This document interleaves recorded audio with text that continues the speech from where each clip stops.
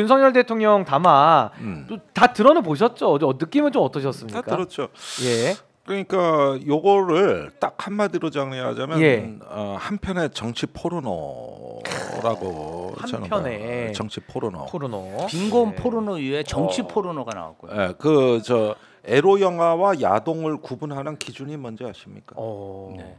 모자이크 처리가 됐느냐 안 됐느냐. 아하. 어제는 모자이크가 안 된 걸로. 그러니까 그게 예. 하려고는 했어. 아하. 그런데 모자이크가 예. 엉뚱한 데가 있어. 다른 데를 가렸군요.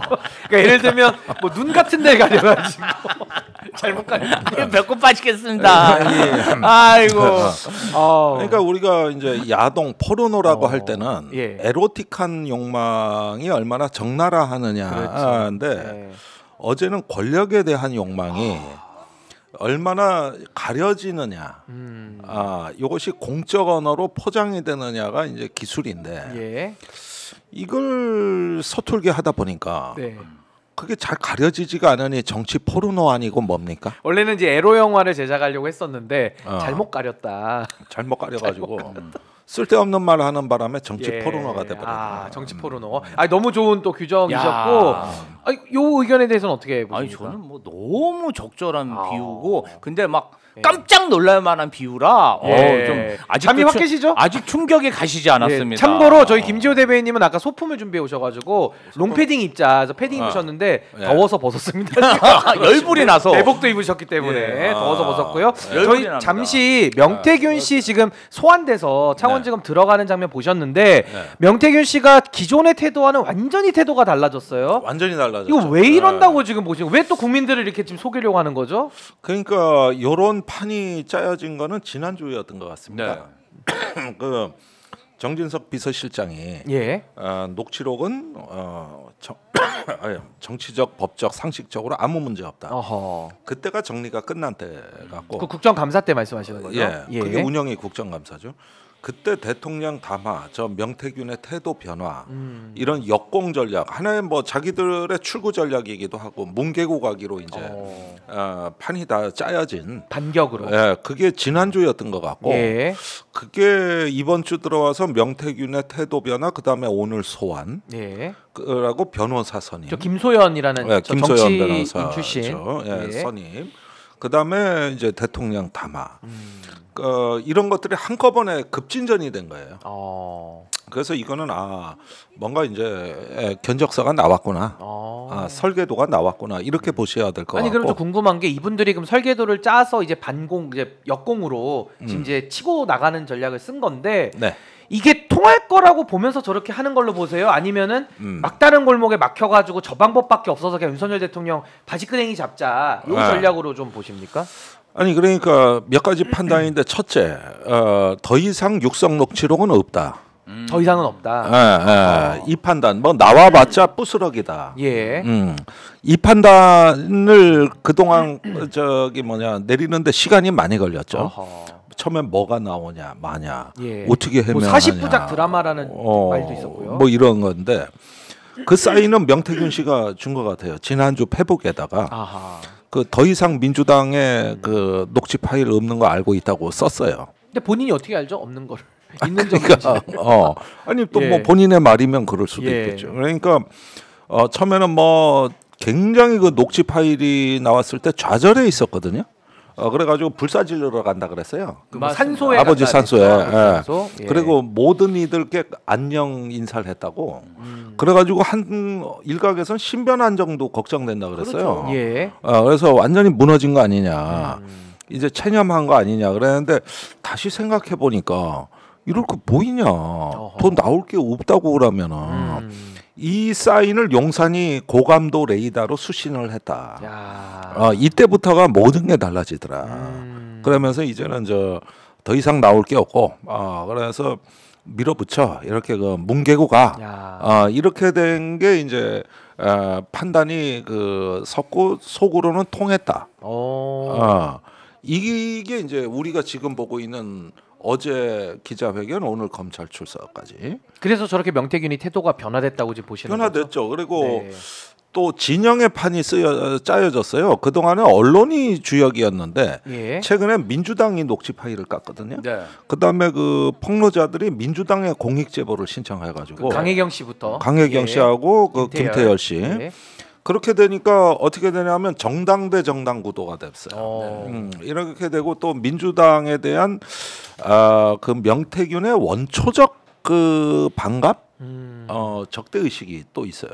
이분이 실향민 아버지를 뒀다고. 예. 그러면서 이제 북에서 그 쫓겨 내려온 실향민으로서 이러다 보니까 뼛속까지 그 반공 의식이 예. 민주당의 투영이 되고 있고. 이런데 때마침 이제 민주당 공익제보라는 모양이 짜여지니까 됐다. 오히려 이제 이렇게 되면은 진영 간의 대결로 이거를 프레임을 짤 수 있는 그러니까 역공치기가 더 좋다. 또 먼저 명태균의 주특기인 판짜기가 시작이 됐다고 보여지는 것이죠. 판짜기. 예, 이렇게 되니까 태도가 돌변할 때는 예. 이런 요인들이 많이 결부가 되면서 이제는 아주 당당하게 검찰에 나가자. 야. 그리고 검찰도 판이 다 짜여진 것 같아요. 네. 검찰 쪽도. 부산지검의 이창수 차장검사가 예. 그 창원지검으로 왔는데 이 사람이 팀장이래. 남해지검에 와서. 파견을 받은 거죠 지금 4명. 파견 받으면 조력자지 왜 지가 관할권을 행사해? 예. 이건 수사기관에서 아주 민감한 거거든요. 그렇죠. 예. 다른 관할구역에 그 수사기관이 있는데 거기 가서 지가 수사 지휘를 한다 그래요. 지가 대장질 하겠다는 거죠 지금. 예. 대검에서 온 것도 아니에요. 그냥 창원, 부산 같은 지검이 옆집에서 온 겁니다. 예. 옆집에서 와가지고 관할권을 뺏어 버렸어요. 이거는 상당히 크죠. 이거는 일종의 그 이제는 대검에서 직접 수사를 컨트롤하고 있다는 명확한 증거라고 볼 수가 있고 바로 이제 권력의 수사가 돼버리는 하나의 분기점을 이루고 있다. 그리고 특별수사본부급인데 예. 이렇게 되면 창원지검은 이제 어떤 재량권이나 자기들의 자율권이 없어요. 그러지 않아도 친윤 창원지검장인데 여기에다가 또 덧붙여놨으니 친윤에 친윤을 더한 거죠. 친윤에 친윤을. 그리고 그 이창수 지검장은 뭐 윤석열 한동훈하고는 뗄래야 뗄 수 없는 같은 특수수사를 같이 했던 사이고 예. 뭐 이렇게 보면은 이제 드디어 검찰도 판이 끝났다.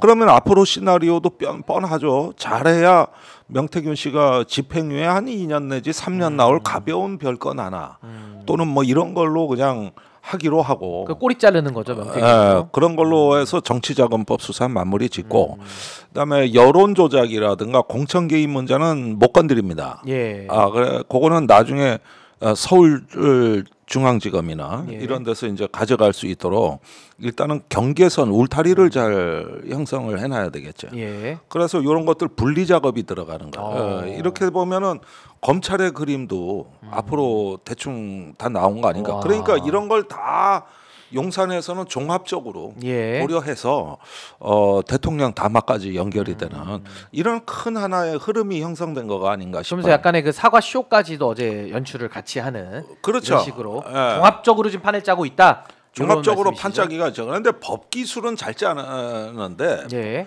법률의 판은 잘 짜는데 정무판에 좀 이게 실력이 약하고 원체 이런 부분에 대해서 좀 뭐랄까 진정성과 겸손함이라는 덕목이 채워지지가 않으니까 어제 같은 정치 포르노가 이제 아니 근데 지금 판짜기로 보셨는데 이 판짜기가 결과적으로 법률적인 판은 짰더라도 이 정무적으로는 지금 대통령 지지율이 급전직하하고 있거든요. 이런 식의 좀 괴리도 좀 일부 보이긴 하는데 여기에 대해서 우리 김지호 대변인 어떻게 보십니까? 어제 담화는 뭐 사과는 했지만 제일 중요하게 얘기한 부분은 자기가 27년 대통령 임기를 다 마치겠다. 그 얘기 나는 어떤 지지율 하락에도 흔들리지 않고 그때까지 대통령 임기를 마칠 거니까 본인을 추종하는 그 행정부 내에 있는 추종 세력들 철저히 이권 나눠주기로 지금 유지하고 있지 않습니까? 걱정하지 마라. 내가 앞으로도 너희들에게 이권을 나눠주겠다. 그리고 보수 일부 지지층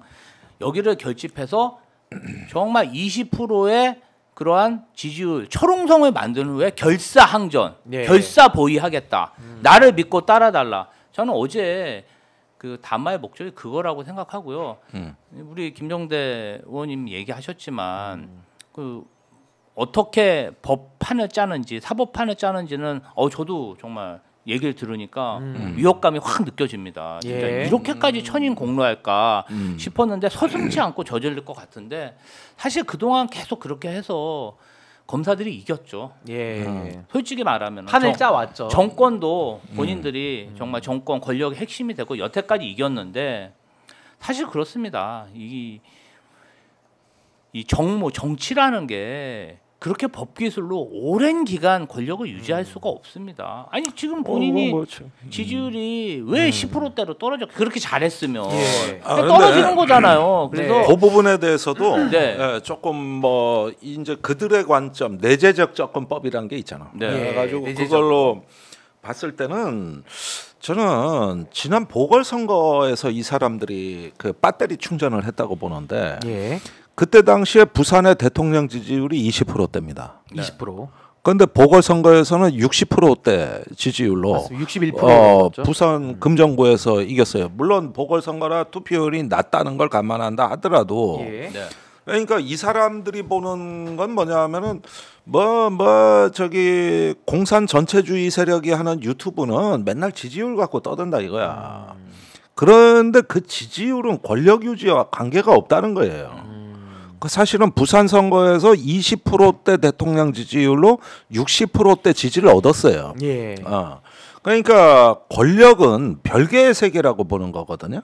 그러니까 지금 이 사람들이 보는 거는 국민의 공감과 국민론의 통합, 그걸 통해서 그 국민의 지지를 개혁의 동력으로 연결하는 이 국론의 결집체로서 집권 여당이란 플랫폼, 뭐 이런 것들이 우리가 상식적으로 아는 정치의 세계잖아요. 여기는 법기술의 세계가 아닌데, 근데 이들이 생각하는 정치는 그게 아니고, 그렇게 해도 법기술적으로 충분히 방어가 가능한 권력 유지의 안전성, 이걸 보는 것이지. 무슨 국정에 있어서 개혁의 동력을 확보하고 그걸 통해서 어떤 정권의 지지와 위신과 이미지와 품격이 높아지는 이런 부분들은 우리가 생각하는 정치야. 저 사람들의 정치는 그게 아니에요. 전혀 관심이 없는. 없죠. 그래서 저기 설령 지금보다 지지율이 더 내려간다 하더라도 선거 치르면은 보수 정당이 어디 가가지고 저 호남 빼놓고는 15% 지지였는 데는 없거든. 선거에서는 아무리 못해도 30-40%는 먹고 들어간다고. 거기에다 조금 잘하면 텃밭에서는 60% 올라가고. 그리고 대구 경북에서 지금 지지율이 10몇 프로, 18% 나왔죠. 그러면은 다음 선거에서 국민의힘이 거기서 18% 투표 지지율 얻느냐, 이건 다른 문제라는 거지. 이거는 다른 문제고. 그다음에 대통령 뭐 하야 탄핵 뭐 이런 문제에 대해서도 그거는 법률 수단이 없는 문제다. 이렇게 보기 때문에 그런 관점에서 보는 정치하고 지금 우리가 여기서 맨날 입 아프게 반복적으로 얘기하는 상식과 품격과 이 정서로서의 정치는 다른 거다. 이렇게 일단은 분리시킨 것 같아요.